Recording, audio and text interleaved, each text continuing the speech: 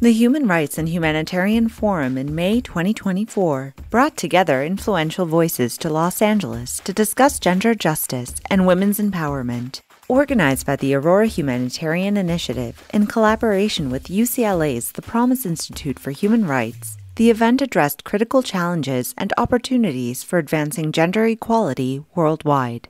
Speakers included Ilwad Elman, 2020 Aurora Prize Laureate and Director of Programs at the Elman Peace Center, Zubaida Akbar, Afghanistan Program Manager at FEMENA, Janine di Giovanni, Executive Director of the Reckoning Project, and Zubaida Bai, President and CEO of the Grameen Foundation. Moderated by Aurora Board Member and founder of Memory Matters, Alice Greenwald, the discussion explored how global systems can better serve women and girls. Our panelists today are incredibly distinguished and committed individuals. They are also, I would call them, courageous women who have variously dedicated their lives and careers to advocating for gender equity and the human rights of women and girls.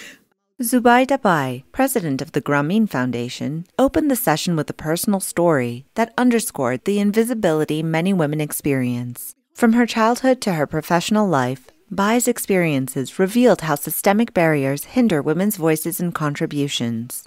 As I was looking at the definition of gender justice, the definition that came up that said, gender justice is ending inequalities between men and women that are produced and reproduced in the family, in the community, in the market, and in the state. Bai highlighted moments in her work ranging from designing tools for women in agriculture to addressing reproductive health that expose the marginalization of women in decision-making environments. So 2 decades into my work, I'm still thinking about the invisibility of women, right? Where is the justice? Why are women still invisible? Zubaida Akbar, Afghanistan Program Manager at FEMENA, focused on Afghan women living under Taliban rule. She described the institutionalized gender apartheid that has stripped women of access to education, healthcare, and even basic freedoms, silencing their voices through violence and intimidation. It's really key to keep the light on Afghanistan, to keep talking about the situation, because the last thing that we want to see happening is that the Taliban's atrocities and brutality is normalized, and it's just Akbar stressed the importance of international solidarity. She called for amplifying Afghan women's stories and ensuring accountability, not just for the Taliban, but also for governments engaging with them. We need to be sure that that engagement doesn't embolden the Taliban, which has been happening for the past 3 years.